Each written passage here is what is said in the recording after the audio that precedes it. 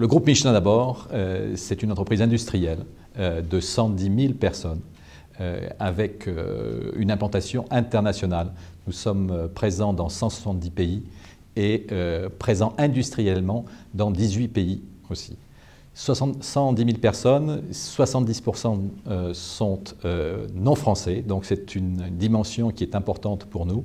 Et sur ces 110 000 personnes, nous avons 60 000 personnes qui sont dans des usines, agents de production ou agents de maîtrise. En ce qui me concerne, je n'ai rien à voir avec l'industrie puisque ma formation est une formation commerciale. J'ai fait ma carrière chez Michelin pendant 32 ans et j'ai occupé différentes positions opérationnelles avant de prendre la responsabilité de business unit dans différents pays du monde, aux États-Unis en particulier. Et depuis 2008, je suis directeur du personnel chez Michelin.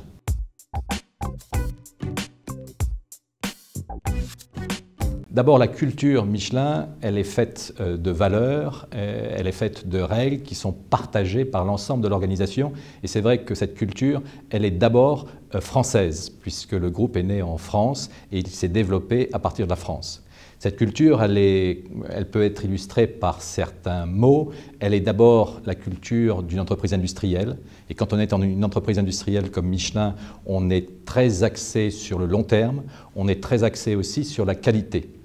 Notre culture aussi, elle est liée à notre histoire et elle est empreinte d'un humanisme assez large. Ça veut dire que chez Michelin, quand vous rentrez pour un parcours de carrière. Et cette notion de développement des personnes fait partie de notre culture. Un élément important aussi pour une entreprise humaniste comme la nôtre, c'est le respect des personnes. Et là, c'est très profondément ancré, pas simplement dans notre histoire, mais dans notre façon de vivre les relations au quotidien. Puis, dernier élément de la culture, pour nous, c'est l'innovation. C'est l'innovation qui nous a porté et qui a porté le groupe à l'international. Et pour nous, l'innovation, ça veut dire performance. Et l'innovation, ça veut dire aussi une certaine forme d'indépendance, parce qu'on part du principe que c'est cette indépendance qui a permis au groupe de se développer.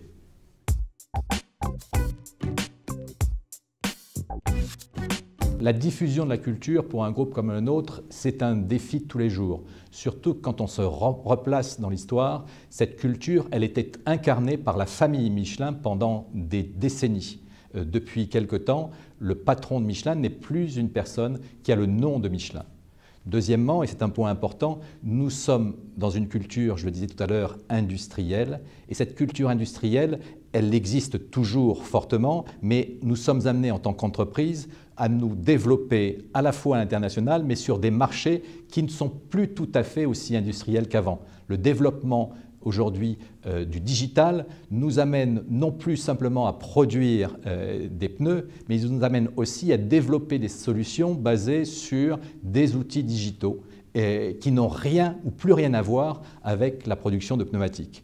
Donc ça veut dire concrètement, quand on veut diffuser la culture, regarder dans un premier temps quels sont les éléments essentiels qui font la culture de Michelin d'hier et qui feront les éléments de la culture de Michelin demain.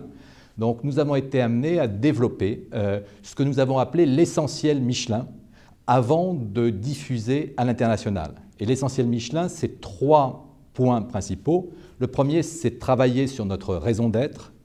Le deuxième, c'est de travailler sur notre manière d'être. Et là, dans la manière d'être, il y a toute la relation avec la responsabilité sociale d'une entreprise comme Michelin.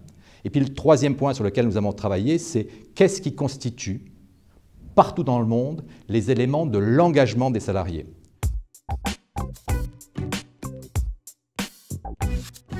Le fait est de dire, nous allons partager une culture commune que vous allez pouvoir vous approprier en la customisant. Mais dans un deuxième temps, ce qui est important pour nous en tant qu'entreprise, c'est de savoir si la mayonnaise prend. Et une façon de le voir, c'est de mesurer de façon très régulière, pour nous c'est annuellement, l'engagement des personnes que nous avons dans les différents pays. Et ce que l'on peut dire, c'est que nous faisons cette étude depuis 4 ans maintenant et que chaque année, nous avons vu notre taux d'engagement des personnes, et on a un taux de participation de 83% dans le monde, dans chacun des pays, le taux d'engagement est en train de monter.